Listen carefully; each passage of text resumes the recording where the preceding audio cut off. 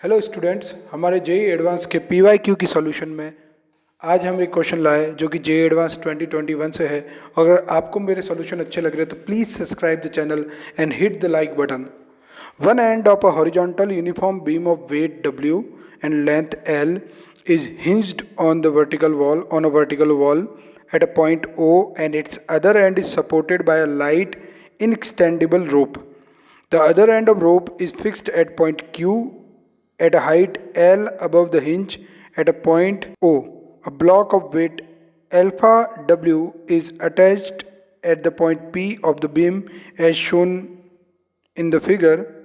The rope can sustain a maximum tension of 2 root 2 W. Which of the following statement is or are correct? Rigid body statics का question है। हम यहाँ पे simply force को balance करेंगे और torque को बैलेंस करेंगे। तो सबसे पहला काम होता है फ्री बॉडी डायग्राम बनाना। फ्री बॉडी डायग्राम तो हम बना ही देंगे। ये रॉड जो है ओपी, उसका वेट उसके सेंटर ऑफ मास पे लगेगा तो डब्ल्यू। सिमिलरली अगर इस सिस्टम पे जितने भी एक्सटर्नल फोर्स है हम बना रहे हैं, ओ पे रिएक्शन फोर्स लगेगा से आर, और ओ पे एक फोर्स ऊपर की तरफ लगेगा एन। क्यू पे टेंशन लगेगा और दीवार जो है इस रोप को टूट यानी पकड़ के रखी है, तो हम बोल सकते हैं टेंशन। एक्सटर्नल फोर्स बना रहे हैं, टी फोर्स इधर लगेगा और अपन इसके कंपोनेंट ले लेते हैं क्योंकि एंगल 45 है। अपन को कैसे पता? क्योंकि ये भी एल है और ये टोटल लेंथ भी एल है, तो 45 डिग्री एंगल है। ऐसे में जो कंपोनेंट होंगे वो टी बाई रूट टू और टी बाई रूट टू हो जाएंगे, यानी टी कॉस 45 टी साइन 45 दोनों। तो हमने एक फ्री बॉडी डायग्राम पहले से बना रखा है, ये रहा। हमने इस सिस्टम पे जितने भी एक्सटर्नल फोर्स लग रहे हैं वो बना है। वर्टिकल इक्विलिब्रियम ऑफ फोर्सेस की इक्वेशन लिखते हैं। तो वर्टिकल डायरेक्शन में अपने पास एक तो टी बाई रूट टू है, एक एन है।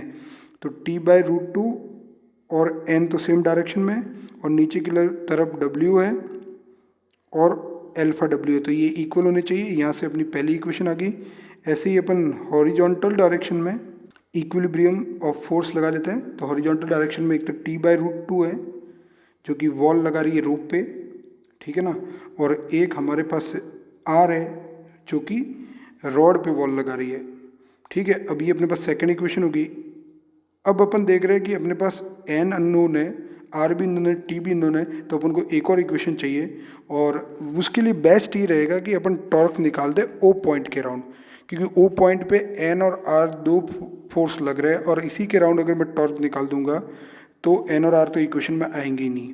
तो अब मैं निकाल रहा हूँ torque on the system, torque on the system about axis passing through O perpendicular to the plane of figure. तो देखो एन और आर तक का तो कोई टॉर्क होगा नहीं। ये जो है ये डिस्टेंस एल बाई टू है और डब्ल्यू वेट है। क्लॉकवाइज को अपन नेगेटिव ले रहे हैं, तो L by two into W, clockwise इसलिए नेगेटिव। ऐसे ही एल पे एल डिस्टेंस पे अपना एल्फा डब्ल्यू लग रहा है, तो अपन ने लिख दिया माइनस एल डिस्टेंस पे एल्फा डब्ल्यू। टॉर्क का फॉर्मूला होता है R cross F, 90 degree angle है इसलिए मैं सिंपली आर एफ लिख रहा हूँ। सिमिलरली यहाँ पे जो टी बाई रूट टू है ये वाला, ये तो अगर इसकी line of action of force देखे वो तो ओ से ही जा रही है, तो इसका तो कोई टॉर्क होगा नहीं। और ये जो horizontal T by root two है ये एंटी क्लॉकवाइज टॉर्क क्रिएट करेगा, तो plus 1 by T by root two into L. अब इक्वल टू जीरो, क्योंकि नेट टॉर्क जीरो है, सिस्टम इक्विलिब्रियम में। एल को तो यहाँ से हटा देते हैं, तो T by root two is equal to omega W by two plus alpha W. ये हमारे पास इक्वेशन आ जाएगी। तो ये हमारे पास इक्वेशन नंबर 3 हो गई। अब 3 इक्वेशन के साथ ये जो 3 इक्वेशन आ गई वापस, अब अपन देखते हैं ऑप्शन 1 बाय 1। तो पहला ऑप्शन हमारे पास है the vertical component of reaction force at O does not depend on alpha. तो ये एन की बात कर रहा है, एन अल्फा पे डिपेंड नहीं कर रहा है, ये बताना चाह रहे हैं। तो यहाँ पर एक और वेरिएबल है टी बाई रूट टू, तो टी बाई रूट टू को हटा देते हैं थर्ड से 1 में पुट करके, तो हमारे पास आ जाएगा W by two plus alpha W plus N is equal to W plus alpha W. और इसको एल्फा डब्ल्यू कैंसिल हो जाएगा, तो एन आ जाएगा अपने पास W by to.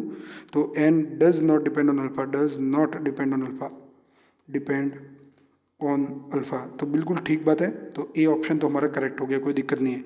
B option पे आते हैं horizontal component of reaction force at O is equal to W for alpha equal to 0.5। Horizontal component कौन सा है? आर है, तो टी बाई रूट टू की जगह अपन आर रख सकते हैं थर्ड इक्वेशन में। 2 से अपन थर्ड में वैल्यू पुट कर रहे हैं तो अपने पास आ जाएगा R is equal to W/2 plus 0.5 that is 1/2 W। तो ये हमारे पास आ जाएगा W, बिल्कुल ठीक बात है। तो हमारा बी ऑप्शन भी बिल्कुल ठीक है। अब सी ऑप्शन पे आते हैं, tension in the rope is 2W for alpha equal to 0.5। तो यहाँ पे इक्वेशन नंबर अपन सीधी 3 उठा देते हैं, T/√2 is equal to W/2 plus alpha की वैल्यू है हमारे पास 1/2 W। T is equal to आ जाएगा अपने पास W इंटू √2। तो यहाँ पे तो 2W दे रखा है, तो 2W तो नहीं हो सकता है, W इंटू √2 हो गया। और नेक्स्ट क्वेश्चन है हमारे पास, the rope will break if alpha is greater than 1.5। तो डी ऑप्शन के लिए अपन थर्ड इक्वेशन में अल्फा की जगह 1.5 लगा देते हैं। तो T/√2 is equal to W/2 plus 3/2 W। हालांकि 1.5 से बड़ा है, लेकिन अपन ने एक बार 1.5 लगाया है, तो अपने पास T/√2 is equal to 2W और T is equal to 2√2W। तो क्वेश्चन में ये दे रखा है कि मैक्सिमम टेंशन इतना हो सकता है, मैक्सिमम टेंशन ये बियर कर सकता है। अब अपना अल्फा तो ग्रेटर देन है 1.5 से, तो tension will be greater than 2√2 into W। तो ऐसे में rope will break, rope will break. तो डी ऑप्शन भी ठीक है, लेकिन सी ऑप्शन गलत है, बाकी सब ऑप्शन ठीक लग रहे हैं यहाँ पे। Thank you.